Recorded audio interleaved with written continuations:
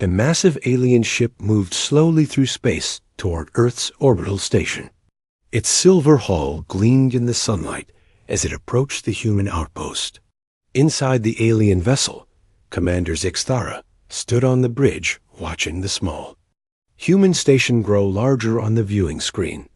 Zixthara was tall and thin, with skin that looked like blue crystal. Her people, the Kethver, had traveled across the galaxy for many years. They had met dozens of alien races and brought them all into their peaceful confederation. Now it was time to meet the humans.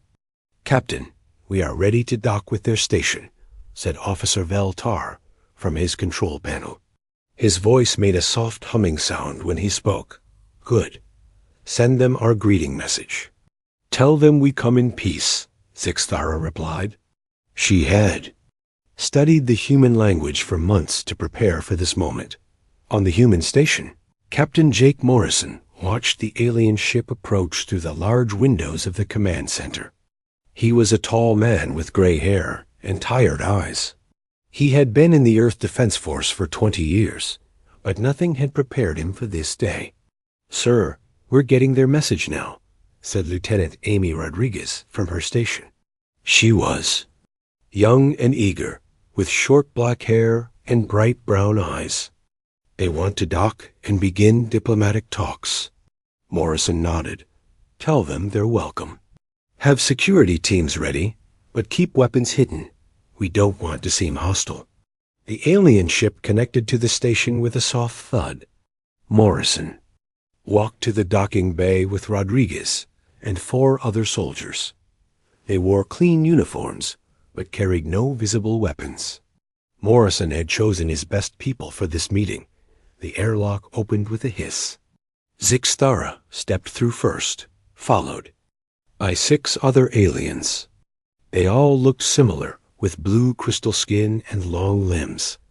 They wore flowing robes that seemed to shimmer in the light. "Welcome to Station Alpha 7, Morrison said, stepping forward with his hand extended. "I am Captain Jake Morrison." Zixthara looked at his outstretched hand for a moment, then reached out and shook it carefully. Her skin felt smooth and warm, like polished stone. "I am Commander Zixthara of the Kethver Empire," she said. Her voice was clear, but had a musical quality. "We are honored to meet the humans." Morrison smiled. "Please follow me. We have prepared a meeting room for our talks." As they walked through the station corridors, Zixthara noticed something strange. The human soldiers looked different from other species she had met. They stood straight and moved with purpose, but she could not see any weapons on them. "Captain Morrison," she said, "where are your guards' weapons?" Morrison looked confused. "Weapons? They have their standard equipment." Zixthara looked at Rodriguez and the other soldiers again. They wore belts with small devices, but nothing that looked like the plasma rifles or energy shields she was used. "To seeing, I see no energy weapons or protection shields," Zixthara said. "How do they defend themselves?" "Our soldiers are trained in many forms of combat," Morrison explained. "Not all of them require traditional weapons." The aliens exchanged glances. This seemed very strange to them. Every other species they had met relied on advanced technology for protection. Guards always carried powerful weapons and wore protective armor. In the meeting room, Morrison showed them pictures of Earth and human cities. Zixthara and her team asked many questions about human technology and society. They were surprised to learn that humans had only recently developed space travel. "Your species is very young," Zixthara observed. "Most races in our confederation have been traveling between stars for thousands of years." "We're still learning," Morrison admitted, "but we're eager to make friends and learn from others." After several hours of talking, Zixthara requested a tour of the station. She wanted to see how humans organized their military operations. Morrison agreed and assigned Rodriguez to guide them out as they walked through different sections of the station. The aliens continued to notice the lack of heavy weapons. Human soldiers went about their duties with confidence, but they seemed to rely on simple tools and equipment. "Lieutenant Rodriguez," Zixthara said, "may I ask about your military?" "Training?" Rodriguez smiled. "Of course. We train in many different areas: weapons, tactics, hand-to-hand combat, survival skills, and teamwork." "Hand-to-hand combat?" Officer Veltar asked. "You mean fighting without weapons?" "Yes, it's an important part of our training," Rodriguez explained. "We learn to defend ourselves and complete missions, even if we lose our equipment." The aliens found this concept very difficult to understand. In their experience, advanced technology always provided the best solutions. Fighting without weapons seemed primitive and ineffective. "But surely your technology is superior to physical." "Fighting?" Zixthara asked. "Technology is important," Rodriguez agreed, "but it can fail or be taken away. A soldier's body and mind are always available." That evening, Zixthara met with her team in their quarters on the alien ship. They discussed what they had learned about humans. "They seem friendly enough," Veltar said, "but their military seems very basic." "Perhaps they simply have not developed proper weapons yet," suggested another officer. "They are young as a species." Zixthara nodded, but she felt there was something more to learn about humans. Their confidence seemed strange for a people with such simple technology. "Tomorrow we will ask for a demonstration of their military capabilities," she decided. "It will help us understand how to best integrate them into our Confederation." The next morning, Morrison received the alien request with interest.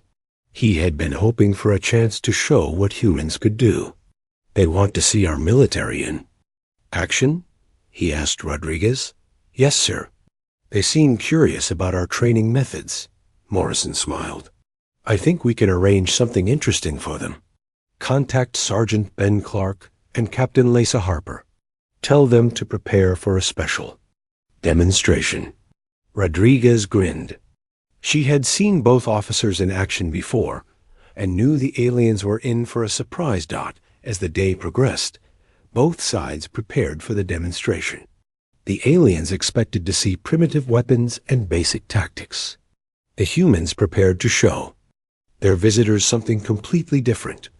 Neither side fully understood what the other was capable of, but tomorrow would change that forever. The demonstration took place in the station's largest cargo bay. The humans had cleared out all the storage containers and set up a viewing area for the alien visitors. Commander Zixthara sat with her team, watching as the humans prepared their equipment. "They will show us their weapons first," Zixthara explained to her officers. "Then we will demonstrate our superior technology." Captain Morrison stood in the center of the bay with several human soldiers. "We thought it would be good for both sides to share our military capabilities," he announced. "Commander Zixthara, would you like to go first?" Zixthara stood gracefully. "We would be honored to show you the weapons of the Kethfer Empire." 3 alien warriors entered the bay carrying impressive equipment. Their plasma rifles glowed with blue energy, and their armor suits made them look much larger than normal. Energy shields hummed softly around their bodies. "These are standard weapons for our Confederation forces," Zixthara explained. "The plasma rifles can destroy thick metal walls. The armor protects against most attacks. The shields can stop any projectile weapon." The alien warriors began their demonstration. They fired their rifles at metal targets, cutting through them like paper. They activated their shields and let the humans throw metal objects at them. Everything bounced off harmlessly. Their armor enhanced their strength, allowing them to lift heavy objects easily. "Very impressive," Morrison said, clapping his hands. The human soldiers also applauded politely. Zixthara felt pleased. "Now we would like to see your weapons," she said. Morrison nodded and gestured to a man in simple military clothes. "This is Sergeant Ben Clark. He will demonstrate human combat techniques. Clark stepped forward. He was average height with brown hair and calm eyes. He wore basic military fatigues and boots. The aliens looked around for his weapons, but saw nothing. Where is his equipment? Officer Veltar whispered to Zixthara. Perhaps he forgot to bring it, she whispered back. Clark stood in the center of the bay and bowed slightly to the aliens. I will show you how humans fight when we have no weapons, he said. The aliens exchanged confused glances. Fighting without weapons seemed pointless when facing advanced technology. Clark began with basic movements. He showed them how to punch, kick, and block attacks. His movements were smooth and controlled. He explained how humans use their entire body as a weapon. The human body has many natural weapons, Clark said, demonstrating different strikes. Fists, elbows, knees, feet. We train to use all of them. The aliens watched politely, but seemed unimpressed. One soldier with bare hands could never defeat a warrior with plasma rifles and energy shields. Then Clark did something unexpected. He picked up a simple metal rod from the floor and showed how it could become a weapon. He spun it, struck with it, and used it to defend against imaginary attacks. Humans learn to use whatever is available, Clark explained. Any object can become a tool for fighting. Next, Captain Lisa Harper joined the demonstration. She was a woman with blonde hair and strong arms. Like Clark, she wore simple clothes and carried no visible weapons. I will show you how we adapt to different situations, Harper said. She moved to a pile of ordinary objects, tools, cables, and maintenance equipment. In her hands, these everyday items became weapons. She used a wrench like a club, turned cables into restraints, and made a shield from a metal panel. We train to use our environment, Harper explained. Everything around us can help in a fight. The aliens began to pay more attention. This was different from what they expected, but they still did not understand its value. How can simple objects defeat advanced weapons? Zixthara asked. Let me show you, Harper said with a smile. She set up a scenario with several training. Robots. These machines were programmed to act like enemies with various weapons. Harper and Clark would have to defeat them using only what they could find in the room. The training began. The robots advanced with simulated weapons, making the same sounds as real combat. Harper and Clark moved quickly, working together without speaking. They used furniture as cover, threw objects to distract the robots, and attacked from unexpected angles. Clark grabbed a robot's weapon arm and used its own strength against it. Harper slid under another robot and disabled it from below. They moved constantly, never staying in one place long enough to be targeted. They are very fast, Veltar observed. But robots are not as dangerous as real weapons, another alien said. The humans heard this comment.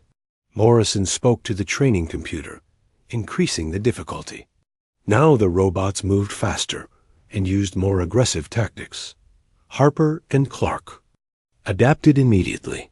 They began using the robots against each other, causing them to collide and interfere with each other's attacks. Clark used a damaged robot part as a shield, while Harper found a way to turn off several robots at once. Within minutes, all the robots were defeated. The humans stood breathing hard but victorious. The aliens sat in stunned silence. They had never seen anything like this before. How did you do that? Zixthara asked. Training, Clark said simply. We practice these skills until they become automatic. But why? Veltar asked. Why not just build better weapons? Harper answered. Because weapons can be lost, broken, or taken away.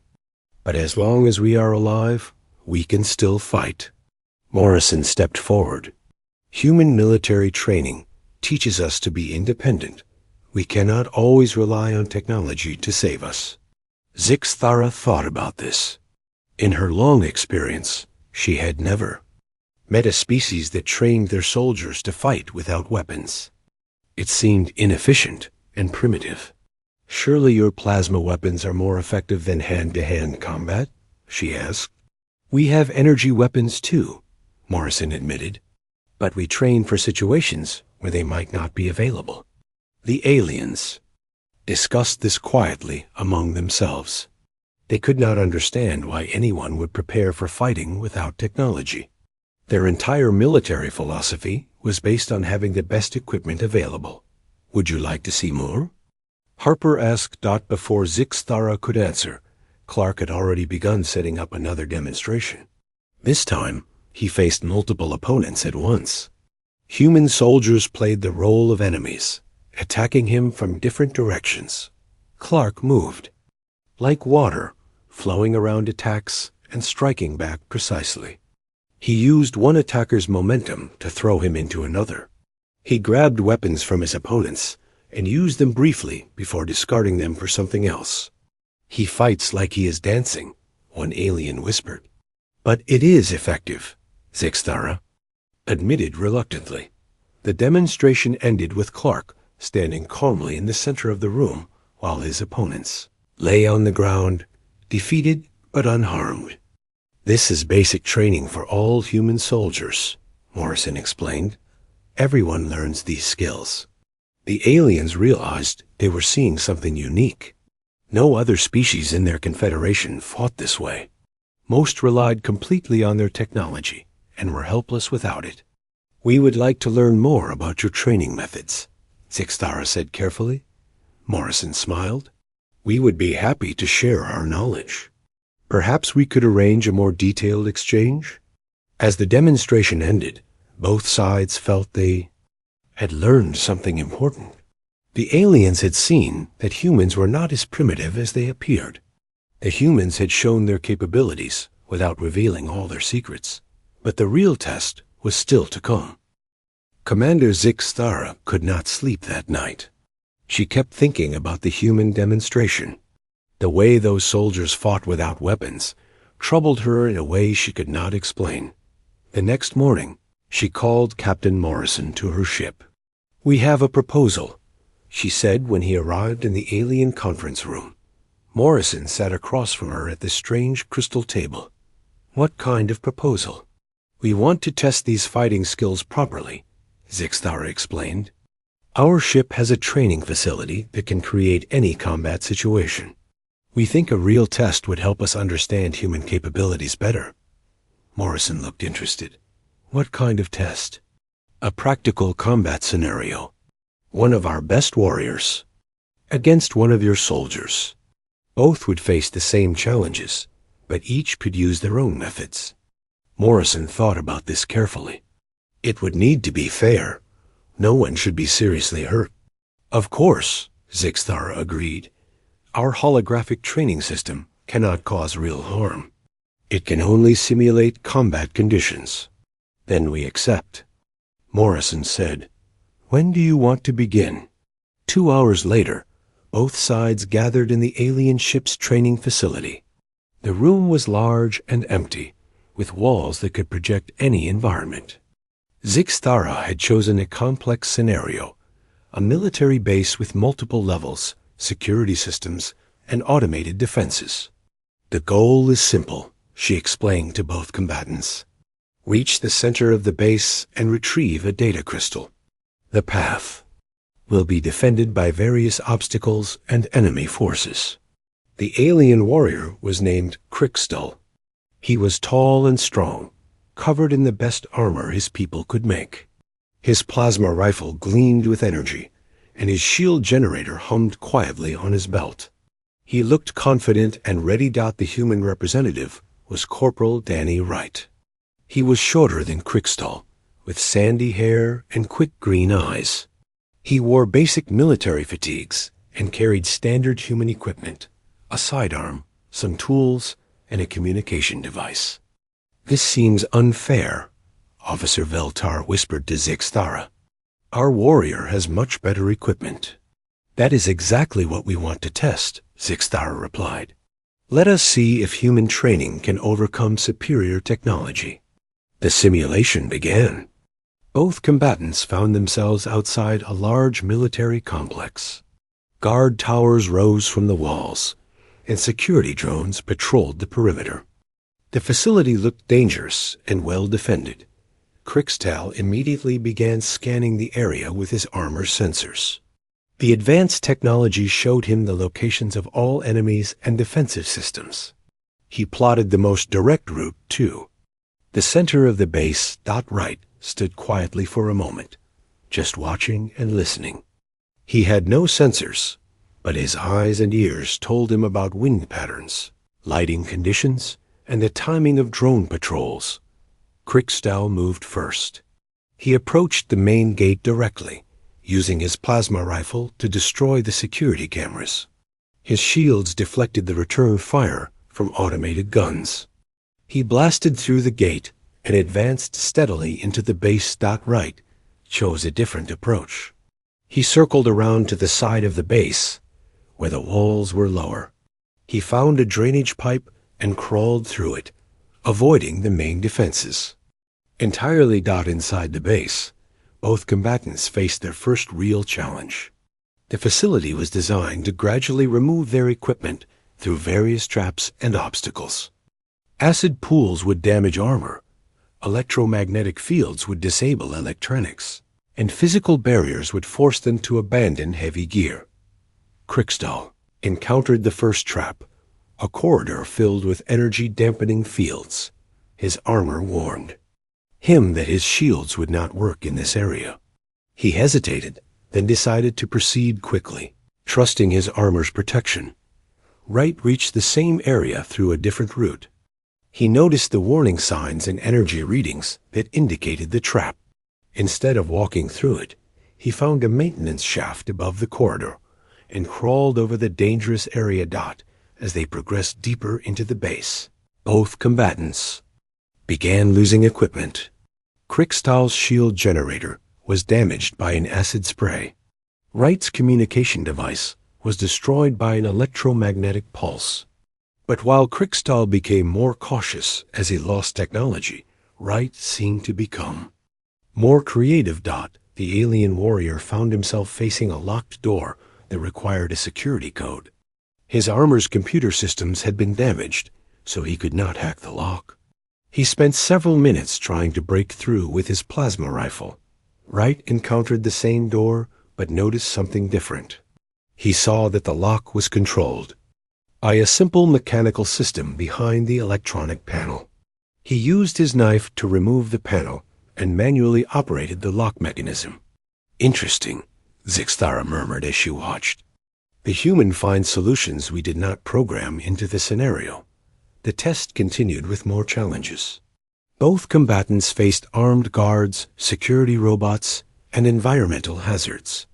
Crixtal handled each threat with superior firepower and technology. Wright used stealth, misdirection, and improvised weapons.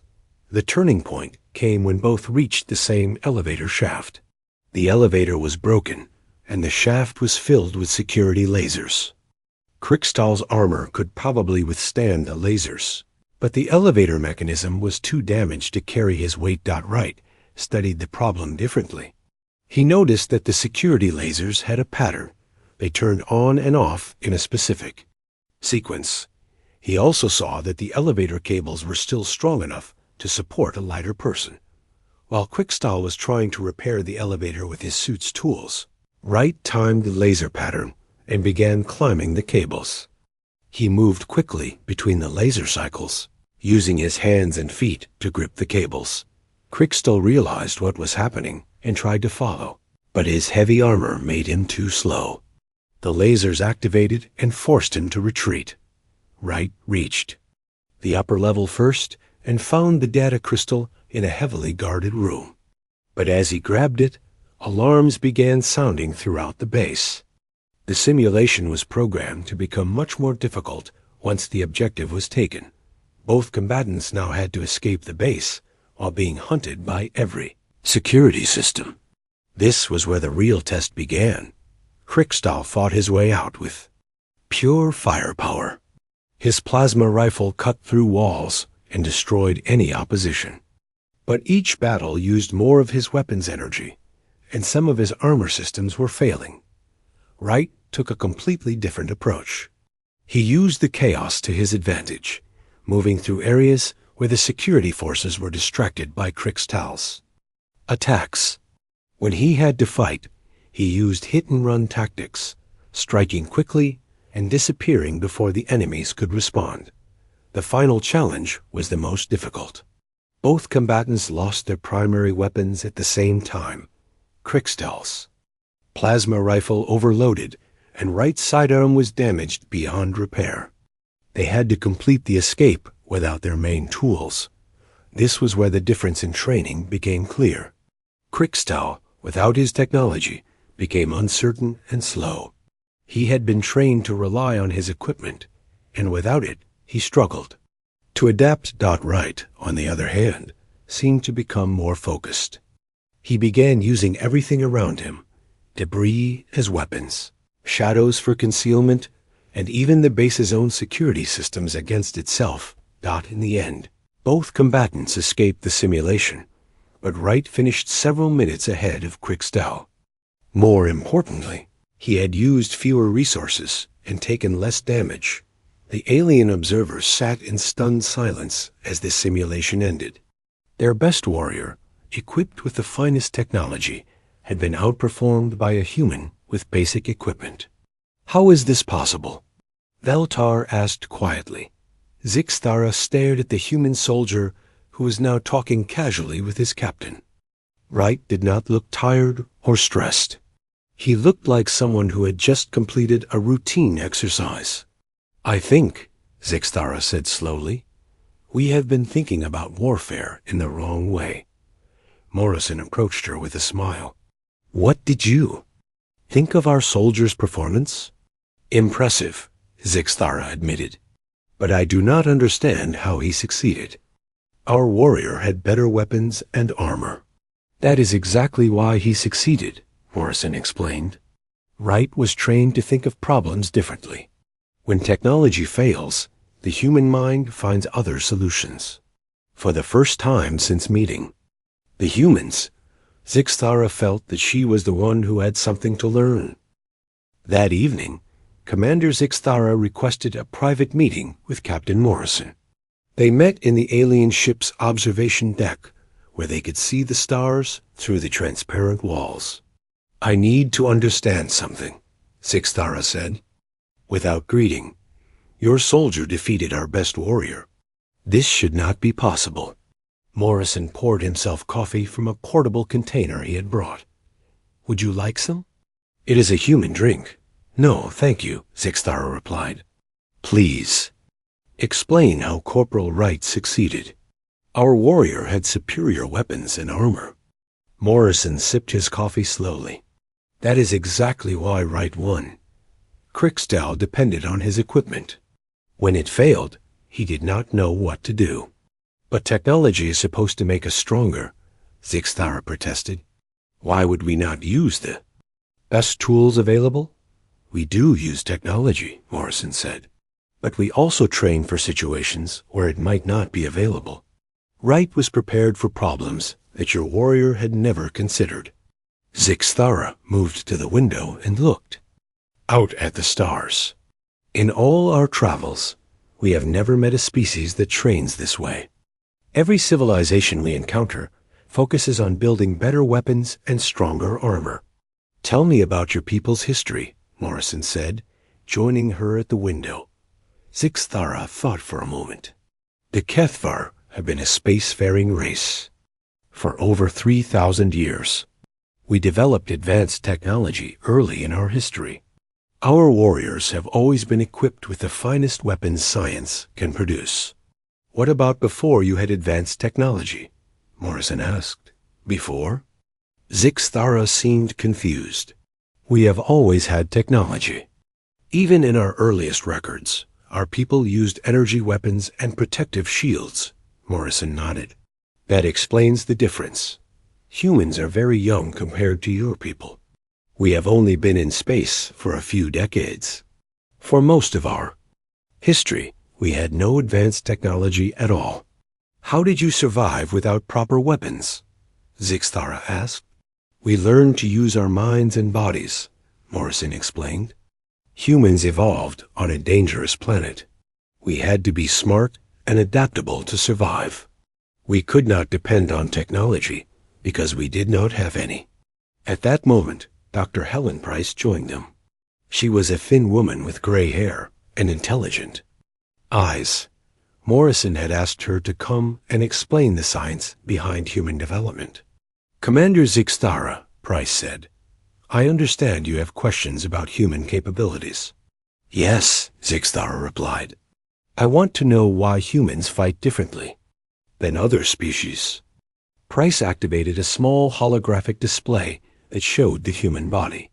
Humans evolved as hunters on Earth. We had to chase animals that were faster and stronger than us.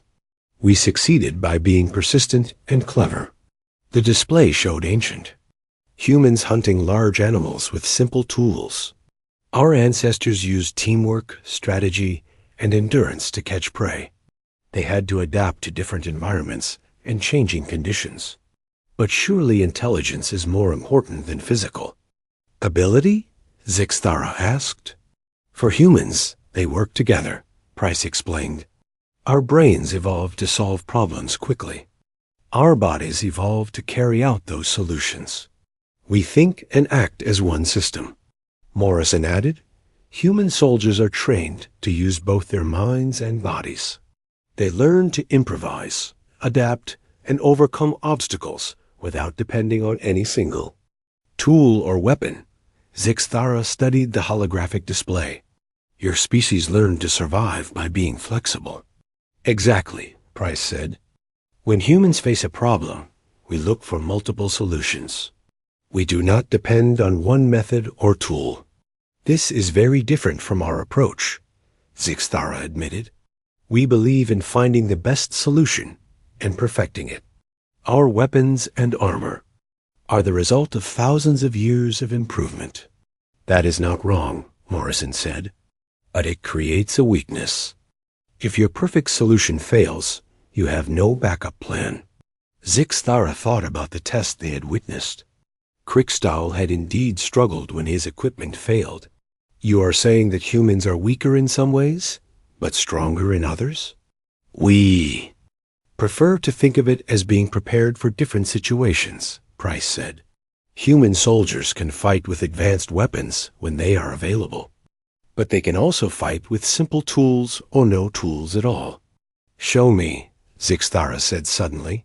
Morrison looked surprised. Show you what? I want to see how a human soldier thinks. When Wright was in the simulation, how did he make his decisions? Morrison smiled. That is something we can arrange. Wright, would you mind joining us? A few minutes later, Corporal Wright arrived in the observation deck. He looked nervous about meeting with the alien commander. Relax, Morrison told him. Commander Zixthara wants to understand your thought process during the test. Wright nodded. What would you like to know? When you entered the simulation, Zixthara said, how did you decide what to do? Wright thought for a moment. I looked at the situation and identified the problems. Then I thought about different ways to solve each problem. Can you be more specific? Zixthara asked. Well, when I saw the main gate, I knew it was heavily defended. I could try to fight through it, but that would be loud and dangerous. So I looked for another way in. The drainage pipe, Zixthara said. Right. It was not on any official map, but most facilities have drainage systems. I just had to find it and check if it was large enough. Zixthara found this fascinating. You assumed there would be a drainage system? Most buildings have them, Wright explained. Water has to go somewhere. I was trained to think about how structures are built and look for features that architects might not consider defensive priorities. What about when you faced the locked door? Zixthara asked. Wright grinned. Electronic locks are complicated, but they still need mechanical parts to work. I figured if I could access the mechanical system, I could operate it manually. But what if there had been no mechanical system? Zixthara pressed. Then I would have found another way, Wright said. Maybe through the ceiling or walls. Maybe I would have waited for someone to open the door and followed them through. There are always options if you look for them. Price leaned forward. This is the key difference. Wright was trained to assume that there are always multiple solutions to any problem. He looks for alternatives automatically. Whereas Krickstall was trained to use his equipment to solve problems, Morrison added. When the equipment failed, he had no backup plan. Zixthara absorbed this information. So human training is not about having better tools. It is about having more options. Exactly, Wright said. My instructors always told us that the best weapon is the one you have with you. But the best soldier is the one who can fight with any weapon, or no weapon at all. This explains something that has puzzled us, Zixthara said. In our observations of human military units, we noticed that your soldiers seem very confident even when outnumbered or outgunned. Because they know they are not helpless, Morrison said. Even in the worst situation, a trained human soldier believes he can find a way to succeed, or at least make the enemy pay a high price for victory, Wright added. Zixthara stood and walked to the window again. We have been thinking about warfare incorrectly. We focused on building better weapons, but we ignored the importance of training better soldiers. Both approaches have value, Price said diplomatically. The ideal solution would be to combine them. Yes, Zixthara said thoughtfully. Advanced technology operated by soldiers who can think creatively and adapt to changing situations. Morrison smiled. That sounds like the beginning of a very interesting partnership. Partnership? Zixthara asked. Your people have technology we could use, Morrison explained. We have training methods you could learn. Together, we could create something better than either of us could achieve alone. Wright nodded enthusiastically. I would love to learn how to use those plasma rifles. And I bet I could teach your warriors some tricks they have never seen before. For the first time since meeting the humans, Zixthara felt excited about the possibilities. We would need to discuss this with our Confederation Council, but I think they would be very interested in this exchange. Take your time, Morrison said. We are not going anywhere. As the meeting ended, Zixthara realized that first contact with humans had been nothing like she expected. Instead of finding a primitive species to guide, she had discovered teachers who could help her own people grow stronger down the universe. It seemed, still had surprises to offer. 3 months later, Colonel Rick Stone stood on the deck of a Kethver warship, watching alien soldiers attempt human combat training. The scene was both amusing and encouraging. Keep your balance, Stone called to a tall alien warrior who was trying to learn basic punching techniques. Use your whole body, not just your arm. The warrior, named Kelther, nodded and tried again. His crystal-like skin made soft chiming sounds as he moved. After weeks of training, he was finally beginning to understand human fighting methods. This is much harder than using plasma rifles, Kelther said, breathing heavily. That is the point, Stone replied. Anyone can pull a trigger, but learning to fight with your body takes time and practice. On the other side of the training deck, Lieutenant Karan Bell was showing a group of alien technicians how to integrate human tactics with Kethver technology. The combination was producing interesting results. The key is flexibility, Bell explained as she demonstrated a new weapon design. Your energy shields are excellent, but they should not be your only defense. What happens if the power fails? A young alien engineer raised her hand. We add backup power sources? That helps, Bell agreed. But what if those fail too? What? If the enemy has a weapon that can drain your power? The aliens looked confused. They had never considered such possibilities. Humans always prepare for the worst case, Bell continued. We assume that everything will go wrong and plan accordingly. The alliance between humans and the Kethfer Empire had developed quickly after Commander Zixthara returned to her home world with reports of human capabilities. The Confederation Council had been skeptical at first, but the demonstration videos convinced them that human training methods had value. Now, 6 months after first contact, the first joint military exercises were taking place. Human instructors were teaching adaptation and improvisation to alien forces. In return, humans were learning to use advanced alien technology. The results were impressive. Alien soldiers who had always depended on their equipment were learning to think creatively when their technology failed. Human soldiers equipped with energy weapons and protective shields were becoming more effective than anyone had imagined. "Colonel Stone," came a voice behind him.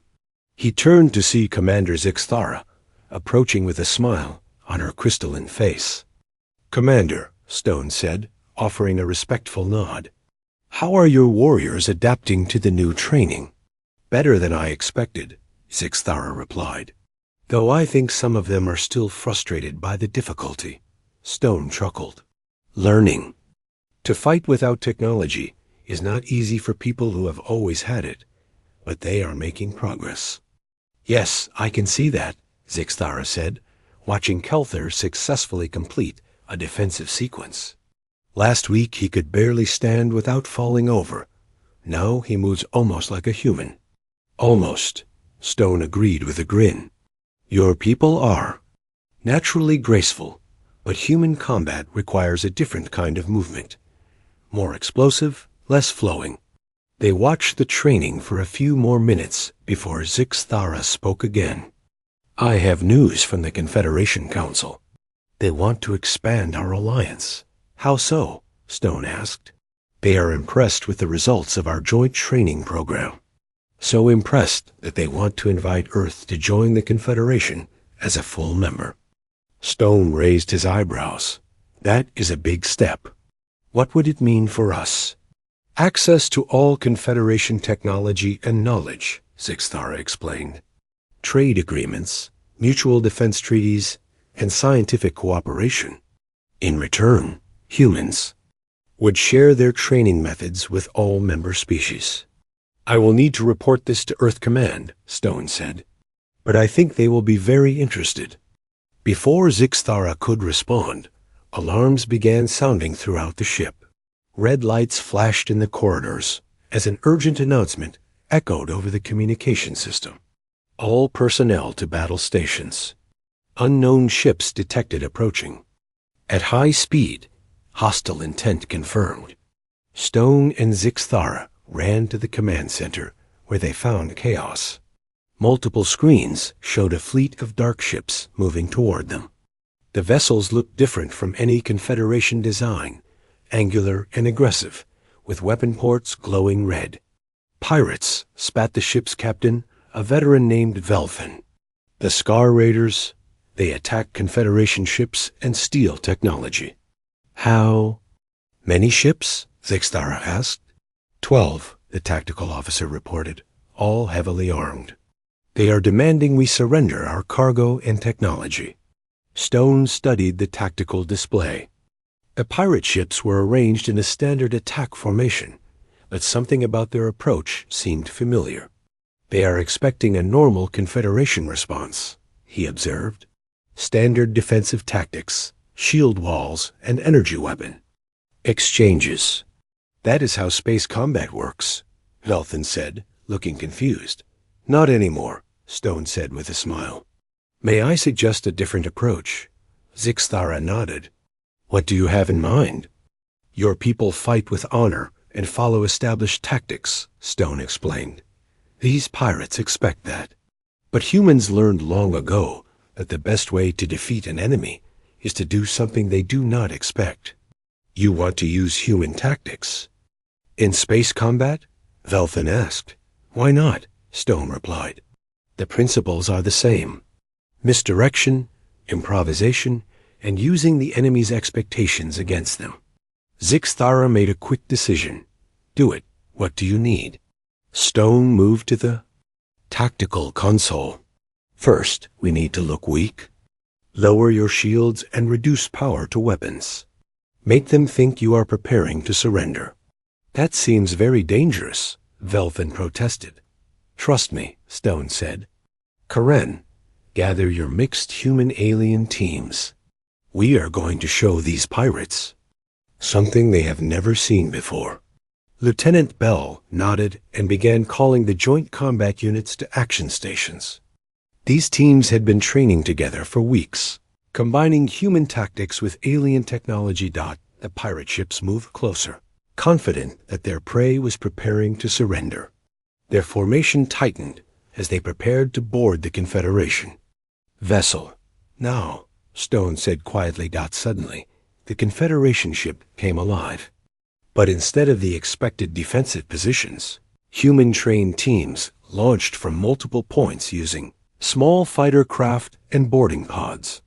The pirates found themselves facing an attack they had never encountered before. Human soldiers equipped with alien weapons used hit-and-run tactics against the pirate ships. They struck quickly, caused damage, and disappeared before the pirates could respond effectively. Impossible, breathed the pirate commander on the communication channel. Confederation. Forces do not fight this way. We are not just Confederation forces anymore, Zixthara replied over the open channel. We are something new. The human-alien teams worked together perfectly. Human creativity and adaptability combined with alien technology created tactics that neither side could have developed alone. They disabled pirate ships by targeting unexpected systems, used misdirection to confuse enemy sensors, and coordinated attacks that came from multiple directions simultaneously. Within 30 minutes, the entire pirate fleet was either destroyed or disabled. The few surviving pirates surrendered, completely overwhelmed by tactics they could not understand or counter. How did you do that? Asked the captured pirate commander when he was brought aboard. Teamwork, Stone said simply, and thinking outside the box. Later, as the cleanup operations continued, Zixthara found Stone in the observation deck, where they had first discussed human military philosophy. That was remarkable, she said. I have never seen space pirates defeated so quickly. Your people provided the tools, Stone replied. We just used them in a way the pirates did not expect. The Confederation Council will be very impressed when they hear about this, Zixthara said. I think Earth's membership application will be approved very quickly, Stone nodded. And I think this is just the beginning. Imagine what we could accomplish if all Confederation species learned to combine their strengths this way. A new kind of military force, Zixthara mused. One that uses both advanced technology and creative thinking. Exactly, Stone said. The pirates expected to fight the same Confederation forces they had always defeated before. Instead, they faced something completely new. Over the following weeks, news of the victory spread throughout the Confederation. Other species began requesting human training instructors. Earth was formally invited to join the Confederation with full membership rights. The first graduation ceremony for joint human-alien combat teams took place on a neutral space station.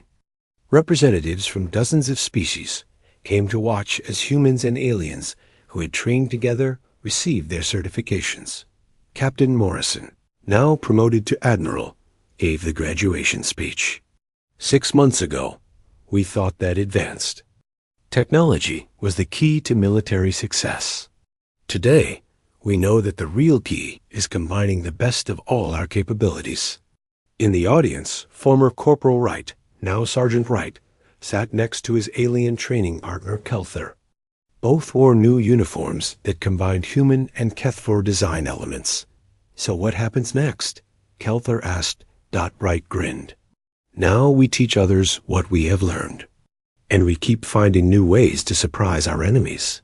I like that idea, Kelthar said. Being unpredictable seems very useful. That, Wright said, is the most human thing you have ever said." As the ceremony ended, both species knew that they had created something unique in the galaxy. Not just